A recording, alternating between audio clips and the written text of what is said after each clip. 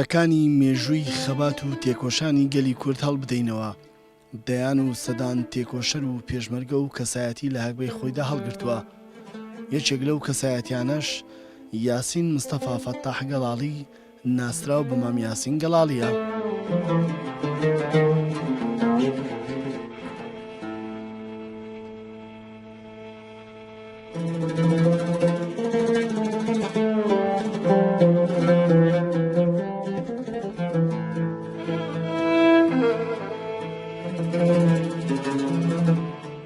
مام یاسین گەڵاڵی لە گوندی کەردەزی سەر بە ناحیە قوشتەپەی پارێزگای هەولێر لە بنەماڵەیەکی تێکۆشەری نیشتیمان پەروەر و کورتپەروەر لەدایک بوو و بنەماڵەکەیان خاوەن پێگە و سەنجی تایبەتن لە ناوچەکەدا. لە یادی مام یاسین گەڵاڵی پێویستە بە ڕێز و ستایشەوە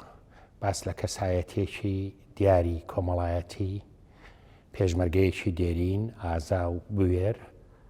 تێکۆشەرێکی کۆڵنەدەری ڕێبازی کوردایەتی بکەین. مام یاسین دۆستێکی سەرڕاست، پیاوێکی ئازا و بوێر و ڕازگۆ، هەمیشە لە بەرەی خەڵک و خزمەتکردنی کۆمەڵانی خەڵکا بووە و بۆ خۆشم هەم دۆست هەم هاوڕێ هەم وەکو مامێکی بەڕێز هەمیشە لە پەیوەندیدا بووین لەگەڵ خۆی و لەگەڵ خانەوادا بەڕێزەکەی. خوای گەورە بە بەهەشتی بەرینی شادکە و یاد و یادەوەری مام یاسین، یاد و یادەوەری تێکۆشان و ماندووبوون و خۆنەویستی لە پێناوی خەڵکی کوردستانە هەمیشە بەرز ڕابگیرێ و هەمیشە جێگەی ڕێز و تەقدیری هەمووان بێ. باوکم هەر لە سەرەتای شۆڕشی ئەیلول وەکو فەرماندەیەکی عەسکەری بەشداری پێشمەرگە بەشداری کرد لە شۆڕشی ئەیلول و لە هەموو قۆناغەکانی ژیانی سیاسی و عەسکەری خۆیدا لە مەسئولیەتی جۆراوجۆری هەبوو و لە هەموو شەڕ و شۆڕەکانی کوردستان ئەو کاتەدا لە شۆڕشی ئەیلول بەشداری کردووە و یەکێک بوو لە فەرماندا ئازاکانی دەشتی هەولێر بە قۆناغەکانی عەسکەریدا تێپەڕ بوو تا گەیشتە پلەی معاونی ئامیر بەتالیۆن لە بەتالیۆنێکی هێزی دەشتی هەولێر ئەو کاتە کاک سەید کاکە ئامیر بەتالیۆن خۆی یاریدەری بوو، وەروە لە هێزی دەشتی هەولێر کاک فارس باوە لە سەردەمی شۆڕشی ئەیلول ئامیر هێز بوو و شوێنێک نماوە لە کوردستانی عێراق باوکم تێدا هەباتی پێشمەرگایەتی ئەنجام نەدابێ، کەسێکی نیشتیمان پەروەر، کەسێکی کورد پەروەر و هەمیشە لە پشتیوانی خەڵکی هەژار و فەقیر و هاوکاری خەڵکی زۆر دەکرد، کەسایەتێکی ناودار بوو و پیاوێکی ئازا و شەهم بوو و خەڵک زۆر خۆشی دەویست و ناو کادرێکی جەماوەری زۆر بەقووەت بوو و ناو هێزی پێشمەرگەی کوردستانیش ئەو کاتی زۆر خۆشەویست بوو. مام یاسین یەکێکە لەو پێشمەرگە دێرین و تێکۆشەر دێرینانەی کە دیارن لە هەولێر و لە کوردستان دەورەکی گەورەی هەبوو لە شۆڕشی ئەیلول و لەم شۆڕشەشدا بەشدار بوو و لە ڕێگای بیر و بۆچوونەکانی خۆی کە ڕاشکاوانە دائیمەن باسی دەکرد. دیارە لە مام یاسین وەکو ناسین چەند ساڵانێکە دەیناسم، بەڵام ناسینەکە پێشی خەبات ئەوانەش هەر دەڕووی کۆمەڵایەتیەوە پەیوەندی لەگەڵ خۆی و بنەماڵەکەی لە پێشی هەفتاکانیشەوە هەیە و دەتوانم بڵێم خۆشم لە لاوێتی و گەنجایەتی داناوی مام یاسین وەکو تێکۆشەرێک لە پێشمەرگەکانی شۆڕشی ئەیلول لەگەڵ سەید کاکە و فارس باوە و شەید عەلیاژار، شەید کاردۆ کە ناویاندا عەریف عوسمان، شەید سعدی، ئەوانە لێپرسراوی پێشمەرگە بوون و دەوریان کاریگەر بوو لە خەبات دژی ڕژێمی دیکتاتۆری بەعەز. لە شۆڕشی تازەشدا مام یاسین مناڵەکانی خۆشی بنەماڵەکەشی بە بیرروباوەڕی شۆڕش و خەبات پەروەردە کرد بوو، بۆیە لە ناو بنەماڵەکاندا دەیان تێکۆشەر و پێشمەرگەی لێ هاتووی دیارن.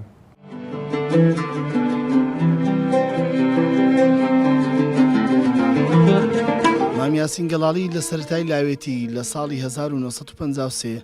لە ڕێگەی حیزبی شوعی عێراقەوە تێکەڵ بە دنیای سیاسەت دەبێت و دەبێتە ئەندامی ئەو حیزبە لەگەڵ هەڤاڵەکانی دیکەی بەشداری کارای دەبێت لە جوڵانەوەی جوتیاران لەو سەردەمەدا. لەو کاتانەی کە شۆڕشی ئەیلول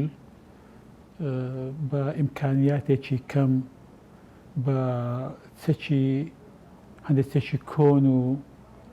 چەکی تفەنگ و جانبێزار تفەنگی جانبێزار و بڕنۆ لەو شاخانە شۆڕشیان هەرگیرساندبوو خەباتیان دەکرد لە پێناوی وەرگرتنی مافەکانی گەلی کورد. ئەو ساڵانە کە مام یاسین ئەندامی پارتی و پێشمەرگەی شۆڕشی ئەیلول بوو، هێشتا پەیوەندی کۆمەڵایەتیەکان وەسائلی پەیوەندی وەکو تەلەڤیزیۆن و وەکو مۆبایل و ئەو شتانە هێشتا وەکو پێویست لە ئارادا نەبوو. ئیمکانیاتی تەنزیمات و ئیمکانیاتی بڵاوکردنەوەی هەستی نەتەوایەتی ئەبوو لە ڕێی کادیر و لە ڕێی ڕێخستنەکانەوە بێ. بێگومان چ لە ئەنجامی زەختی داودەزگەکانی حکوومەتی عێراقی ئەو سەردەمانە و چ لە بێ ئیمکانیاتی ئەو کاتانەی کە نەوەکو پێویست وەکو باس بۆ وەسائلی هاتوچۆش هەبوو بێ، ئەبوو کادیری حیزبی ئەبوو پێشمەرگە قارەمانەکانی ئەو سەردەمانە بە پێ ماڵ بە ماڵ بگەڕێن، دێ بە دێ بگەڕێن بۆ ئەوەی هەم وعی قەومی نەتەوەی کورد بڵاو بکەنەوە و میلەتەکەمان تێبگەێنن لەوەی کە مافەکانمان چەند پێشل کرا و چەند مافقراوین. لە هەمان کاتیشدا پێشمەرگە قارەمانەکە چەکیان بەشانەوە بوو، دەبوو بە تفەنگی بڕنە و جانبێزار ڕوبەڕووی دەبابە و فرۆکەکانی مێکی حکوومەتی عێراقی ببنەوە. مام یاسین یەکێکە لەو پێشمەرگە قارەمانانەی کە ئەو سەردەمانە وەکو گەنجێک دەوری شاوی خۆی هەبووە وە پلەی پێشمەرگایەتی تاپلە بەرزی بینیوە. مام یاسین هەر لە هەڕەتی لاوێتیدا کاری سیاسی دەست پێ کردووە لە مەسەلەی عەدالەتی ئیجتیماعی. بۆیە مام یاسین سەرەتا لە ساڵی 53 نزیک کەوتۆتەوە لە حزبی شووعی عێراقی، پەیوەندی لەگەڵ گرتوون بەو مانایی کە دیفاع لە زەحمەت چێش و ڕەنزەر و لە جوتیارانی کوردستان دەکات. پاش ئەوە بزوتنەوەی کوردایەتی گەیشتۆتە مەنتیقە لە ڕێگای پارتی دیموکراتی کوردستان بۆ بە ئەندام لە ساڵی 57 لە پارتی دیموکراتی کوردستان. و مام یاسین یەکێک بووە لە ڕێخستنەکانی ناوشار تا ساڵی 1962 حکوومەتی عێراق لە پاش قەسفیر مارزان و ڕەواندوز و ئەو ناوانە مام یاسین وەکو ئەندامێکی پارتی لە ناوشار چالاک بووە. حکوومەتی عێراق بۆ شەڕی پێشمەرگە جاش دێنی بۆ ناو هەولێر و جاشەکانیش دەست بە غەدر دەکەن لە خەڵک. بۆیە ڕۆژێکیان مام یاسین لەگەڵ هەواڵەکانی بە تایبەتی محەممەد وەربەیار هەڵمەت دەبن بۆ سەر جاشەکان و سێ دیل دەکەن و بە دیلی دایانبەن بۆ کۆی بۆ بارگای لقی دوو ئەو کاتە لە نزیکی کۆیە دەبی. هاوکاری یەکترمان دەکرد و ئەمن لەگەر سەورەکەش بووم، سەورەی فەلاعین حرەکەی حیزبی شووعی ئەمن لەگەر بووم، بەس ئەویش لە شەو لە برادەر و شت هاوکاری منی دەکرد هەتا ئەو حرەکەیە نیهای پێهات. حرەکایی نیها پێهات ئێمە هەرماینەوە ئەمن مابوومەوە لە خۆم تەسمیل نەکرد بوو چەک کوشتەکەم هەر پێ بوو. ئەوە لە ئیش و کار و شەو ناردن و خەبەر ناردن و سالی لەگە من هەر هەبوو هەتا شۆڕشی ئەیلول دەست پێ کرد. شۆڕشی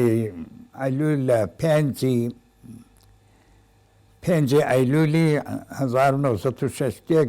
دەستی پێ کرد. ئەمە لە سەری مانجێ لەگە مەجموعەی کادیر چۆن ڕێگای پردێ لە کرد شێراوەی ڕێگای پردێمان گرت بەینی کەرکووک و هەولێر ماقەتە کرد. مام یاسین و ئەمنیش عاشقرانە بووین بە سێ چوو بووین لەگە ئەوەکان بەرە ئەمە چەکدار بووم تەبێ تارە هاتە سەرمان بەجێمان نەهێشت پاش نێژە عەسرێ قووەی سەیار هات لە سەرەوەی گوندی هەرەت بوو لەگەری کردینە شەڕ ئەمن فەنگم پێبوو لە بەروەی پێشترێ مابووم هەندێک تەقەمان لێ کردن شەو بە سەدا خۆمان پێ قوتار کرد یاسین کەسێک بوو براگەورەی هەموو قەومەکەمان بوو لە دەشتی هەولێر نیگەرانیان ڕیسپی هەمووان بووە خەمخۆری هەموو قەومەکەمان بووە لە مەدقەی هەولێر یاسین هەوکە هەر بە کمەشی من باسی یاسینی بکەم باسی ناکری بەس هەندێک لە سفەتەکانی یاسیندا لۆ باز دەکەم یاسین کابرایەکی شۆڕژێر و قارەمان ئینسانێکی نەبەست قارەمان لە لاویەوە ئەوەی کولایەتی لە مێرچیدا بوو لە ساڵی 62 ئینسالی بە پارتیەوە کرد و ئینسالی بە شۆڕشەوە کرد و کە پێکەوەتە سفەتی یاسینی ناگۆتێ هەمووی کابرێم بەس یاسین ئەو نەوە کەسە بوو کەی شەڕ دەبوو یاسین ئەو جەمعانەوێتی دەبوو هەموو برادران دەزانن چۆن بوو شۆڕش ئەیلیل دروست بوو قەومان ئێمە خزمان ئێمە لە هەولێرە دەور بەرچاویان بوو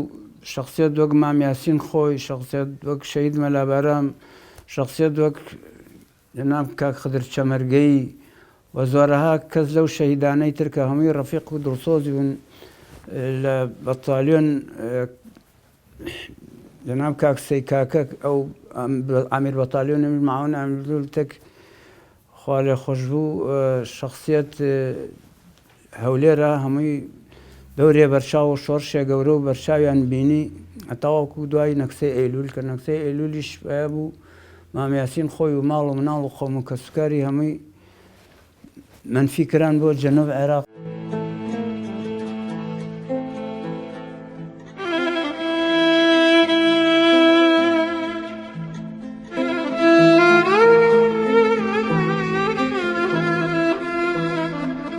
لە ساڵی 1963 مام یاسین گەڵاڵی چەکی شەرەف دەکاتە شانی و لە دەشتی هەولێر دەبێتە پێشمەرگا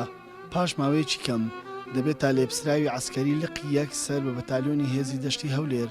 بەهۆی چالاکبوونیشی لە ساڵی 1965 دەبێتە سەرلقی یەک لە بەتالیۆنی یەکی هێزی دەشتی هەولێر مام یاسین کردزی بە کوردەواری خۆمان گوتی دەڵێن پیاوی مەجلیسان و پیاوی ناوپیاوم بوو بەڕاستی پیاوێکی تێکۆشەر بوو پیاوێکی بە کەلک بوو بە سوود بوو هەم لە بۆ شۆڕش و کوردەواری هەم لە بۆ خەڵک و دەوروبەری خۆی من مام یاسین کردزی لە من دیارە بە تەمەن گەورەتر بوو بەڵام هاتوچۆی زۆریم دەکرد ئەویش دیار بوو زۆر لە من مرتاح بوو لە دانیشتنەکان و هەردەم مام یاسین کە لەگەر ئێمە دادەنیشت ئەوانەی کەەوە بەشداری شۆڕش و پێشمەرگایەتی و کوردایەتی و لە ناو سیاسەت و کاری ڕۆژانەی حکوومەت و حیزبایەتی کارمان کردیا دائیمەن قسەی خێری دەکرد وەڕقی لەو کەسە دەبەوە کە قسەیەکی تند یان تونڕەوی بکردبایە بۆنی دووبەرەشی ناو کوردی تێدا بایە و بە جوابیش دەهات پیاوەشی ڕاست بوو کوردەشی زۆر مەخلص بوو لۆ کورد خواقمەکە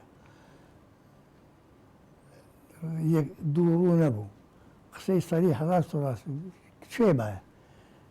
دۆستی خۆی بە دۆستی خۆی دەزانی پاشملە و پێشملە ئاگەم لێ بوو ئەگەر زەمی دۆستشی بکرا بایە پاشملە لێ قبوڵ نەدەکرد لێ بە جواب دەهات ئیمانی بە میلەتەکەی خۆی بوو بە حەقی میلەتی خۆی هەبوو بە کورد و کوردستانەوە هەموو من ئەوانەی ئاگەم لێ بوو بەشەر بیعیب نابی دەتان بڵم چی وام لێ نەدی لەو پیاوەی دڵم گەردی لێ بگریان شکم لێ بیت پیاوێکی خۆشەویست بوو پیاوێکی زۆر سادە بوو تێدەگەی پیاوێکی خوا بە زیادبی ینی زۆر بێ موشکلە بوو ینی پیاوێک نەبوو عەز لە مەشاکل بکە عەز لە ئاژا و جێ سروشتی وا بکە پیاوێکی زۆر سادە بوو پیاوێکی زۆر پاک بوو پیاوێکی ینی دایمەن لە ڕووی چاکە و لە ڕووی کۆمەڵایەتەوە ینی جێ ڕێز و تەقدیر بوو. سفەتەکانی یاسینی لە ڕووی عشاعریەوە تێر بوو، تێر و تەواو بوو. پیاوەکی بە ئەخلاقیش بوو، باوەڕی خەرچی لەسەر هەبوو، بە تایبەتی بە نسبەت خزمان کابراایکی ینی پێی دەگوترا عەزیز القەوم، بە عەرەبی پێی دەگوترێ عەزیز القەوم ئەو زەلامە، پێی ناگوترێت چێخوایان ئاغایان مەسئولەک لە ناو کوردایەتی لە ناو ئەوساتی حزبی. ئەو پیاوەکی مەوزون بوو، خۆشەویستی هەمووان بووە وە خەرچیش باوەڕی پێکردیا. هەروەکو گوتم جێی بتمانەی هەموو خەرکەک بوو لە ڕووی ئەخلاق، زۆر پڕ ئەخلاق بوو، لە ڕووی عشاعریەوە چای نوقسانی نەبوو، لە ڕووی کوردایەتیەوەش بەڕاستی لەگەر کوردایەتی بوو. لە سەرەتاکانی ساڵی 1970 مام یاسین گەڵاڵی دەبێتە جێگیری ئامیری بەتالیۆنی یەکی هێزی دەشتی هەولێر کە ئەو کات سەید کاکا ئامری بەتالیۆنەکە بووە. لەو پلێشدا ڕۆڵێکی بەرچاوی دەبێت لە سەرکردایەتی بەشێکی زۆر لە شەڕەکان تا نسکۆی شۆڕش لە ساڵی 1975 لەو پلەیە بەردەوام دەبێت. مام یاسین گەڵاڵی پێشمەرگەیەکی نەبەز و چاونەترس بووە، لە زۆربەی شەڕەکانی دەشتی هەولێر بەشداری کردووە و بەشێکیش لەو شەڕانە بە سەرکردایەتی ئەو بووە. لە هەموو قۆناغەکانی پێشمەرگایەتیدا ڕۆلی گرنگی بینیوە لە شەڕەکانی دەشتی هەولێر و ماکۆک بە تایبەتی کە پاش ئەوەی کە لە شۆڕشی ئەیلولی ساڵی 1975 کە شۆڕش تووشی نسکۆی ساڵی 1975 بوو تا ئەو کاتی بە بەردەوامی هەر لە ڕێزەکانی شۆڕش و لێ ناوهێزی پێشمەرگەی کوردستان دەوری ئەساسی خۆی بینی. دوای ئەوەش کە شۆڕش بڵێن تووشی نسکۆ بوو گەڕاینەوە کوردستان. ئەو کاتیم لە پۆلی دومی ناوەندی بووم کە هاتینەوە ماوەکی زۆری پێنەچوو حکوومەتی عێراقی ڕژێمی سەدام چەند مەسوولێکی لە حافزەی هەولێر نەقلی جنوبی عێراق کرد بۆ ماوەی 3 ساڵ. باوکم و دایکم و کەس و کار و عائیلەکە ئێمەیان نەقل کرد بۆ جنوبی عێراق، دووریان خستونەوە بۆ دیوانیە. ماوەی 3 ساڵ لەوێ ماوە، تەرحیلیان کردن و ماوەیەکی زۆر لەوێ ماوە و تەبعاً سامد بوو، بە سامدی و پشتیوانی لە حرەکەی کوردی دەکرد و هەمیشە سوور بوو لەسەر بیر و باوەڕی نەگۆڕی خۆی و بڕوای بە کورد و کوردستان و پشتیوانی لە پارچەکانی تر و هەروها لە ناو برادەرەکانی خۆشی زۆر خۆشەویست بوو. مام یاسین لە دوای ڕاپەرینەوە پەیوەندی دوو قۆلیمان زیاتر دەستی پێکرد لەبەرەوەی کە ئێمە گەڕاینەوە شار ئەویش لێرە بوو. زانیم کە لەو ماوەیەدا خۆڕاگر بووە و پەیوەندی هەبووە لەگەڵ شۆڕش و هەروەها لە ڕێگای هەموو بنەماڵەکەیان ئەوانە هاتشۆی یەکترمان دەکرد لەو وەختەوە. زۆر دۆستانە و برایانە بوو، زۆر بەڕێزەوە کە یەکترمان دەبینی بیر و باوەڕمان لە یەک زۆر نزیک بوو. حتا لە مەسایلی شخصیش زۆر جار ڕای منی لا زۆر پەسەند بوو، قبولی دەکرد، منیش هەروە. تا دوا ساڵانیشی هاتچۆ یەکترمان دائیمەرا بووە، داهاتێ ئێرە لە ماڵ من سەردارم دەکرد و مخابن نەخۆشیەکە ڕێگای پێنەدا و خواحافزی لێکردی. دوای ئەوەی کە گەنجەکان پێگەیشتن و دوای ئەوەی کە شۆڕشی ئەیلول تووشی نسکۆ بوو، اینجا شۆڕشی نوێی گەلی کوردستان لە کوردستان هەگیرسایەوە. مام یاسین دیسان وەکو نیشتیمان پەروەرێک، وەکو پیاوەکی تێکۆشەر هەمیشە لە خەمی میلەتەکەی خۆیدا بوو، هەمیشە لە خەمی سەرکەوتنی شۆڕش و بە ئامانجگەیاندنی ئامانجەکانی شۆڕ لە خەمی بەگەیاندنی ئامانجەکانی شۆڕش بوو. بۆیە ئەگەر چی لە ماڵەوە دانیشت بوو بڵین هیچ دەورێکی حیزبی و پێشمەرگایەتی نەما بوو، چونکە بوو بە پیاوێکی بەتەمەن، بەڵام لە قسە و لە دانیشتن و لە هەڵسوکەوتەکانیدا هەمیشە لە خەمی ئەوەدا بوو، لە خەمی تەبایی و برایەتیدا بوو، لە خەمی یەکدەنجی و یەکڕێزی گەلی کورددا بوو. مام یاسین لە پێشمەرگایەتی لە 63 تا ساڵی 70 لەو 7 ساڵە باور ناکەم لە هەرێمی کوردستان بنبەردێک مابێ، تیشە شاخێک مابێ، بنگەوەڕێک مابێ، ناوچەیەک مابێ کە مام یاسین بەشداری شەڕ تێدا نەکرد.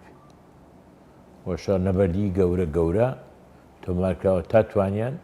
حکوومەتی عێراق لە ساڵی 70 ئیجبارکەن کە دان بە ئۆتۆنۆمی بێنی بە پێی ڕێکەوتنامەی 11 ئازاری 1970. ئەم 11 ئازاری 1970 یەکەم دۆکومنتی بەڕسمی دەرچووە کە حکوومەتی ئەوسای عێراق ئاعترافەکە بە هەڵەکانی خۆی و هەمان کاتیشدا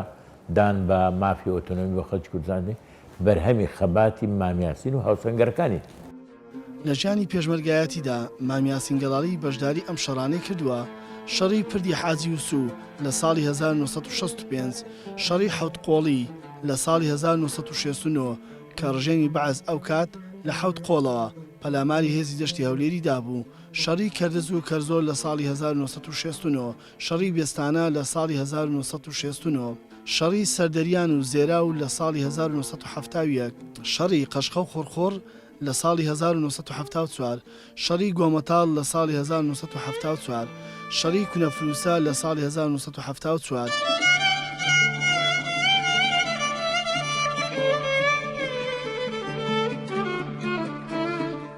کەسێک بوو بەڕاستی کورد بوو، کوردپەروەر بوو، لە کوردایەتی زیاتر هیچی تر لای مەبەز نەبوو. مامیاسین دیارە لە شۆڕشی ئەیلول بەشدار بووە و بە شاهێدی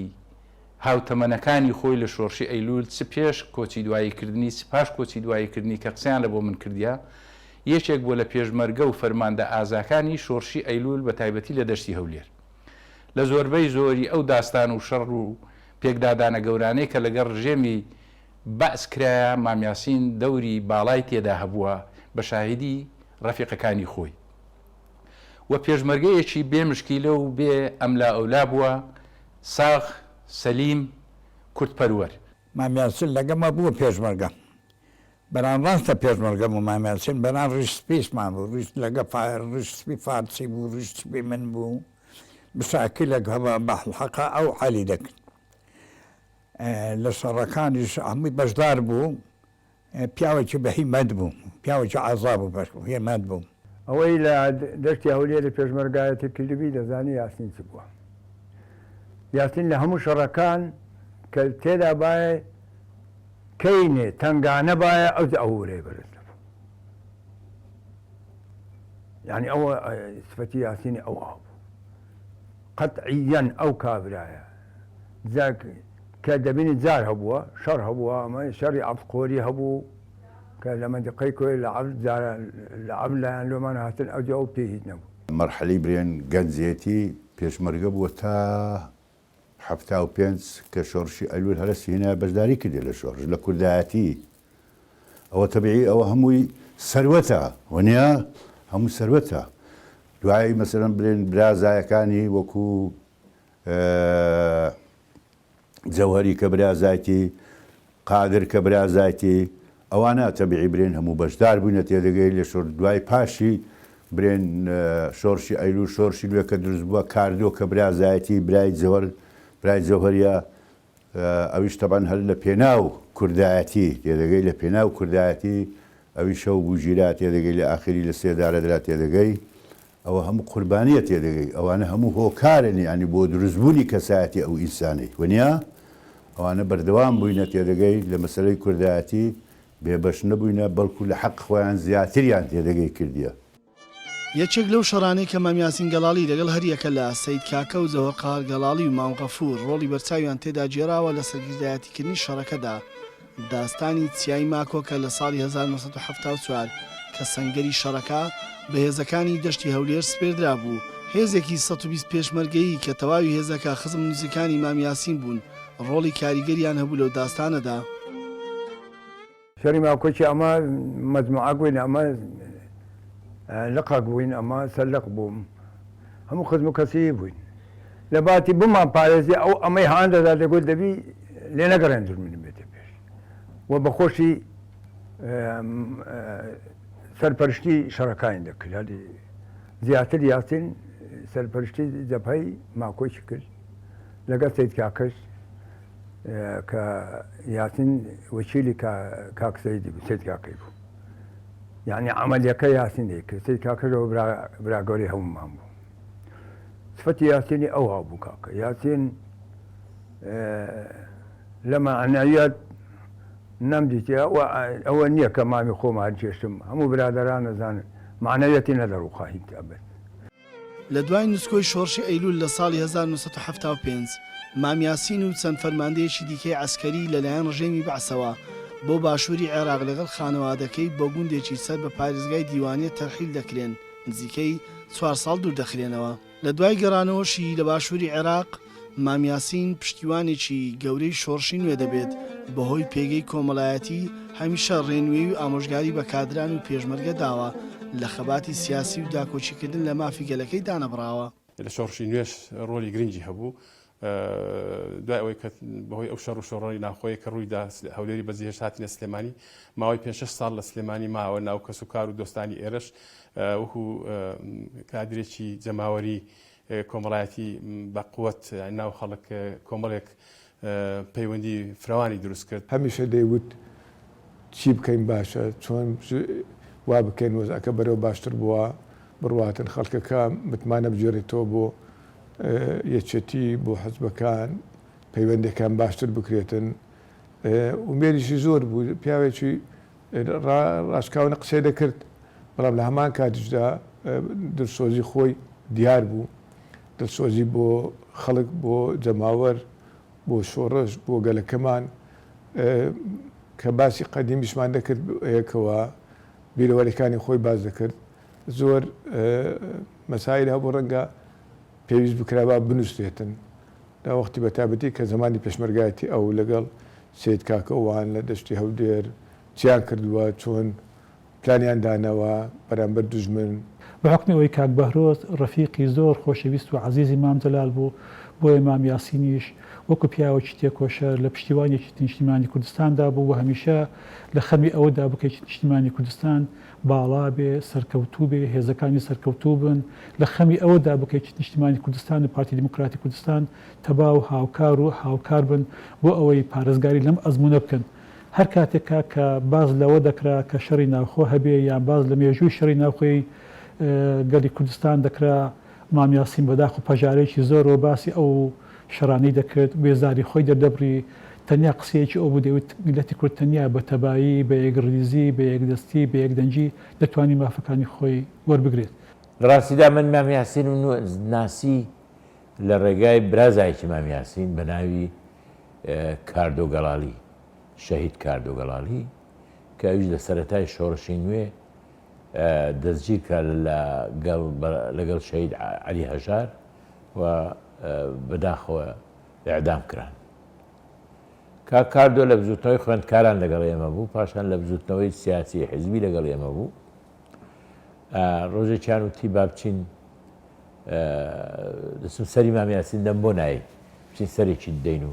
بیناسە بێت فەرەمیش چوم و ساڵی یعنی هەفتاویەک و نهایەتی هەفتا و سەرەتای هەفتاویەک بوو بالفعل لەگەڵی چوم و سەرێکی مام یاسینماندا زۆر ڕێزی لێگرتین و داوەتی کردین و من لەوێەوە مام یاسینم زۆر بە لە نزیکەوە ناسی لە نزیکترەوە من مام یاسینم ناسی لە ڕێگای کوڕەکەی کاک بەهرۆز گەڵاڵی بەهرۆز گەڵاڵی یەکێ لە تێکۆشەرەکانی یەکێتی نیشتیمانی کوردستانە و لە بواری پەیوەندی نێودەوڵەتیەکان لە ئێران لە تورکیا دەوری زۆر کاریگەر و ئەساسی بینیوە. لە پاش نسکۆی شۆڕشی ئەیلول لە شۆڕشی تازە جارێکی تر بوو بە ئامۆژگاریکەر و هاوکاریکەری هێزی پێشمەرگە و تەنزیمەکانی پێشمەرگە. لێش ڕاستە نەبوو بە پێشمەرگە چەکی هەر نەگرت بەڵام ئەوەندەی پێشمەرگەیەک و زیاتریش سوودی هەبوو قازانجی هەبوو لە بۆ هێزی پێشمەرگا لە بۆ کادیرەکان لە بۆ پێشمەرگەکان لە ناوچەکە و بنەماڵەکەشی بنەماڵەیەکی تێکەوشەر بوون تەزعی و قوربانی زۆریاندایە و زۆربیان بەشداری شۆڕشیان کردیە چ لە ڕێخستنەکان چ بە پێشمەرگایەتی و شەهید و قوربانی زۆریشیاندایە و دیارترین شەهیدیشیان شەهید کاردۆ گەڵاڵیە کە بەعس ئیعدامی کرد کە کادیرێکی زۆر پێشکەوتوو کەسێکی ئازا و نەبەرد و دیار بوو لەناو کورد و کوردەواری خۆماندا. هەموو کەسێک دەزانی کاردۆ گەڵاڵی و عەلی هەژار چۆن ئیعدام کران و پیاوی چەند تێکۆشەر بوون کە شۆڕژێکێتی نیشتمانی دەستی پێ کردو هاتۆ ناو شۆڕش و برازایە گەورەی خۆی شهید کاردۆگەواڵی شهید کرا و بە ئەسیری گیرا حکوومەت عێراق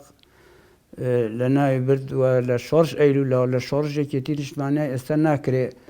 ناو هەموو شەیدەکان بەرین بە تایبەتی لە هەردوو شۆڕشەکە خزمان گوڵی ئێمە لە هەولێرە زیاتر لە داها شەهید سەرکردە و شخصیت گەورە گەورە تیا ڕۆشتون و مامیاسینیش پێشەنگ ئەو شخصیاتانە بووە.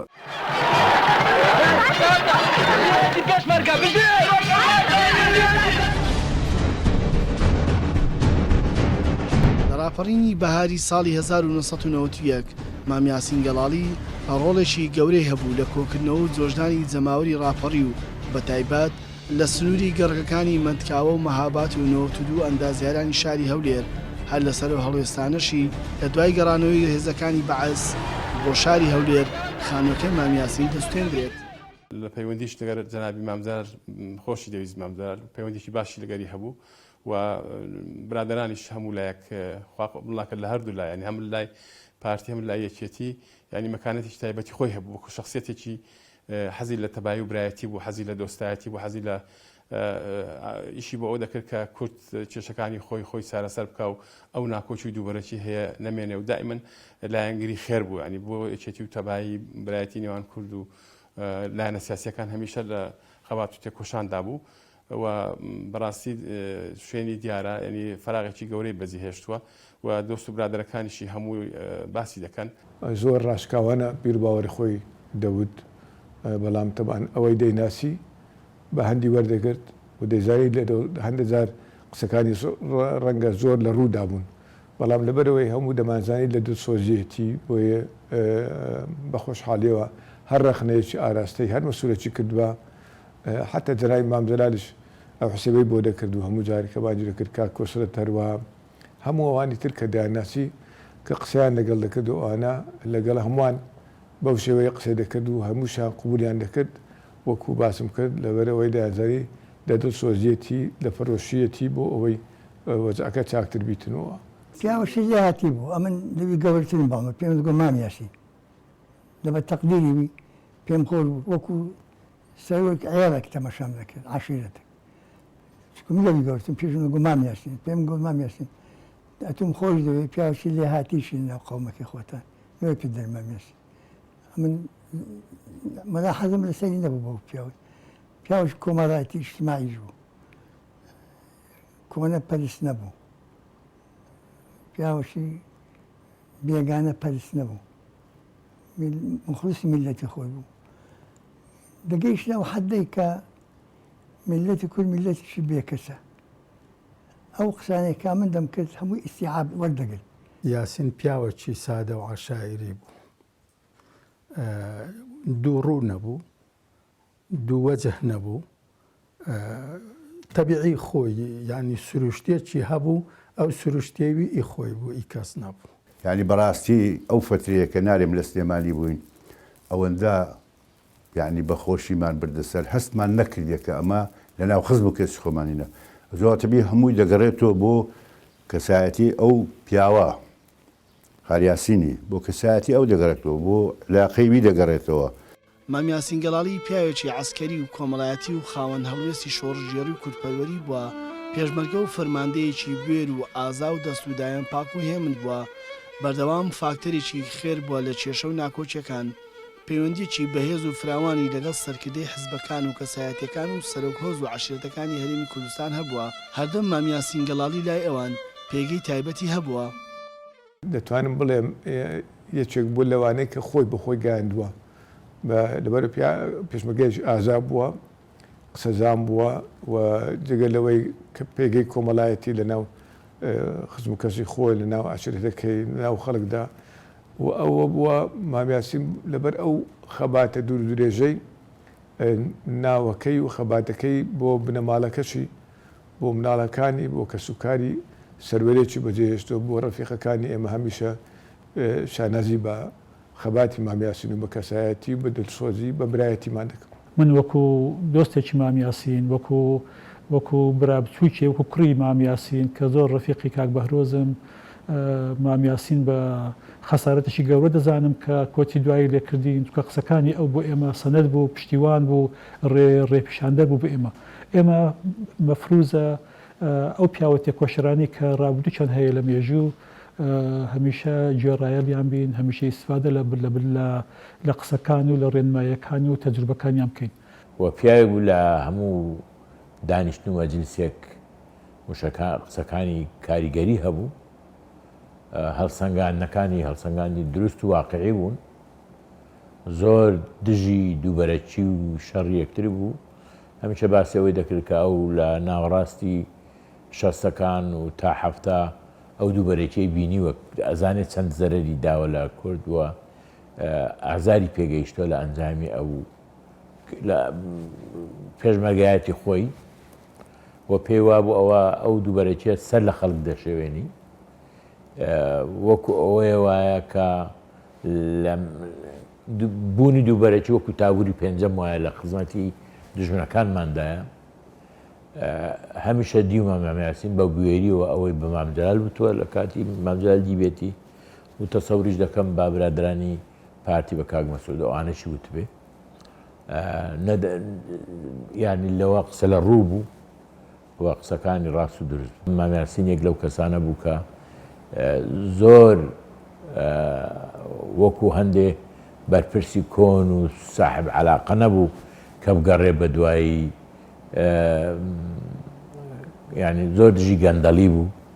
و هەوڵی ئەوەی دا کە خەڵک نەسیحەتکە بوو هەمومان ئەوەندەمان هەیە بیخۆین بەسمانە کفن گیرفانی نییە پێویست ناکە ئینسان ئەم هەموو گەندەڵی ئەوانە بکە مامیاسین کەسێکیش بوو لە ڕووی کۆمەڵایەتیشەوە خەڵک خۆشی دەویست هاتوچۆی خەڵکی زۆر دەکرد بەشداری لە هەموو خۆشی و ناخۆشیەکانی خەڵک دەکرد چ لە منتیقەی هەولێر چ لە منتیقەی سلێمانی حتا دەگاتە منتیقەی بابرێن کەلار و کفری و گەرمیان و قەڵات زە و ڕانیە من ئاگام لێ بوو سەردان و سەفەری زۆری هەبوو لە سولح و مەسلحەتی ئەو خەڵکە بەشداری دەکرد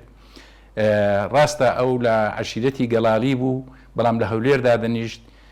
بەس دەور و تەسیری زۆری هەبوو لە هەموو ناوچەکە لە ڕووی کۆمەڵایەتیشەوە و لە ناو عائیلەکەشی یەکێک لەوانەیە کەوا زۆر دیارن و زۆر کاری خێر و باشی کردیە چ لە ڕێخستنەکان چ لە پێشمەرگایەتی چ لە ئیش و کاری عەلاقات و حکوومەت کە کاک بەهرۆزی کوڕیەتی کوڕە گەورەیەتی کاک بەهرۆز گەڵاڵیش یەکێکە لە تێکۆشەرەکان قەت ناکرێ ناوی نهێنێنیان لە بیری بکەین لەبەر ئەوەی ئەو 20 ساڵەی کە لە عەلاقات چ لە تاران بووە چ لە ئەنقەرە بووە ئەوەندە ئیش و کاری باشی کردی ئەوەندە چالاک بووە ئەوەندە خزمەتی خەڵکی کردی ئەوەندە پەرۆژ بووە لۆ ئەو کەسانەی کە چوینە لەو یا لە تاران یا لە ئەنقەرە لە تورکیا ئیش و کاریان هەبووە یان نەخۆش بووینە یاخود مشکلەیەکیان هەبووە ئەوە مچینە ئەو قسەی من دەیکەم دەیان وە سەدان کەس شاهدی ئەو قسەنا لە منتیقەی سلێمانیش لە منتیقەی گەڵاڵە و سەفرە و زەرون و منتیقەی بڵێن پشدەر و بیتوێن و گەرمیان و شارە زۆر و ئەمانە زۆر خۆشەویست بوو ناو سلێمانی و لە منتیقەی شەدەڵە و لای کاک محەممەدی شەدەڵە و بڵێن ئەو خزمانەی دوکان چێخوا اسماعیل تەلان و کۆمەڵی خزمی کە لێرە هەن مارفاغی گەڵاڵی و ئەمانە هەمیشە کۆمەڵە کادیرێکی عسکەری بوون لە هەولێر کە هات بوون بەهۆی ئەو شەڕی ناوخۆی لێرە خەریکی پەیوەندی دروستکردن و یعنی یەک دەتوانم نێتی پەیوەندی بە قۆتیان دروستکرد ناو خەڵک. مامیاسین گەڵاڵی لە ئێوارەی ڕۆژی 26 نیسانی ساڵی 2020 بەهۆی توشبوونی بە نەخۆشیێکی کوشندا کە چەند ساڵێک بوو بەدەستەوە دەیناڵاند لە شاری هەولێر کۆچی دوایی کرد و ژیان ئاوایی لە خانەوادە و دۆست و هاوڕێ و هاوسەنگەرەکانی کرد و تەرمەکەشی لە زێری باب و باپیرانی لە گوندی کەرزی سەر بە نەحیە قوشتەپەی شاری هەولێر بە خاکسپێردرا کە دادەنیشتین بە هەموو سەراحەتەوە ئەمە قسەم لەگەڵ دەکرد پیاوش تێگەیشتی بوو کە قسەم لەگەڵ بکرد بە چاک تێدەگەشت لە مۆزوعەکە بازە کەسێ دەرحال ناحەزی خۆی قسەی خراپ دەکە ئەم ژەمن نەبوو قسەی خراپ بکە پیاوە حتا ئەوانەی کە ڕەمزی کوردن ڕموزی کوردن ئەگە بە خراپە یەک ناوی بهینە بە لێ قبول نەدەکرد دەگۆ ڕەمزی ملەتی کوردە نابی باسی کرد بە خراپ ئەمە سفەتی باشێ ڕاو بۆچین مامیاسین شخصیتێک و کە نەترس و قسەش لە ڕوو بوو ئەرچی نقصانی و کەمە کورتەکان بوو ئەوید ئەوەیە و چارەسەریشی بۆ دۆزی و ئەوانش مەواقعی بە قسەیان نەکرد مامیاسین تەنهەیە کۆمەڵاتیش زۆر بە قووەت بوو لە ناحیەی دۆستایەتی زۆر بە قووەت بوو ئەمە کە لە ناو پێشمەرگا بشاکلەوەکمان بوو ئەو ڕیسپی بوو ئەو ڕیسپی بوو حەلی دەکرد زۆر خزمەتی کوردی کرد مام یاسین کە بەو شێوەیە مایەوە ساحێبی مووقیفەک بوو مووقیفی ویش لەگەر کورد بوو لەگەر کوردستان بوو لەگەر کوردایەتی بوو هەموو سەرکردەکان ناسیتیان هەموو کەسانی مەسەڵەن شخصیات ناسیتیان بەرام ئەوە نەبووە بستە هەموو دیوەخانەچی ئەو یاسینە نەبووە لە هەموو دیوەخانان ئەتو بیبینی لەبەرەوەی شخصیت و مووقعی خۆی بەتایبەتی لە ناو ئەوساتی شعبی ئەوساتی کوردایەتی هەتا حزبیش هەتا پێشمەرگاتیش یاسین مووقعی سابت بووە ئەو خۆی لە هەموو کەس گزکەتر دەکرد یعنی مەرەقی مەسئولیەت و ئەوە نەبوو ئەگە دەرەیە کە بووە معاون تەکلیفی کاک فارس و کاک سەید کاکەوان هەر نەشی دەکرد دوگۆ من پێشمەرگە بوویدا مەسئولیەتی پێی ئەوە نەبوو مهم ئەوەیە کە لە هەردەیەک باە دەوری مەسئولیەتی وەردەگەوت تو خەرک کە کابرا کە جورئەتی هەبوو بە تەبیعەتی خۆی لە کاتی شەڕ دەبتە مەسئول کاریگەری خۆی هەبووە لەسەر خزم و کەسەکانی لەسەر دۆست و برادەرەکانی تێدەگەی ئەمن بەسەر یەک لەوانەمە من وەکو خاری خۆم یعنی سەیری ئەو پیاوم دەکرد تعاملم لەگەر ئەو پیاوەی دەکرد بەڕاستی لۆ من یعنی وەکو برێن کۆستەکی گەورە بوو چکە بە بەردەوامی زۆر عەزی دەکردای من پێکەوە بین یەکم لە جاشەکان گرت لەگەڵ ڕێکەقەسۆی لە وڵاتەکەم لێستان سواری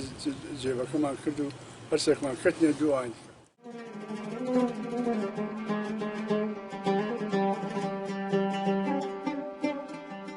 هیوادارین بتوانین لە داهاتوودا ئەو یادگاریانەی کە هەیە ئەو ڕێبازای کە خۆی لەسەری دەڕۆژ ئێمەش بتوانین پشتیوانی ینی هەوڵێن گەشەی پێ بدەین و لەسەر ڕێبازەکەی ئەو ونی نەکەین و ئەو پەیوەندیە دۆستایەتی بە قوتەی کە دروستی کرد بوو لەگەر کۆڵانی خەڵکی کوردستان بەردەوام بین لەسەری و ئەوەی کە لە فکرم ناچی ئەو تەزبیح ئەو هەلوولیدا گوتی بگرە کەدایە من جوابم پێ نەبوو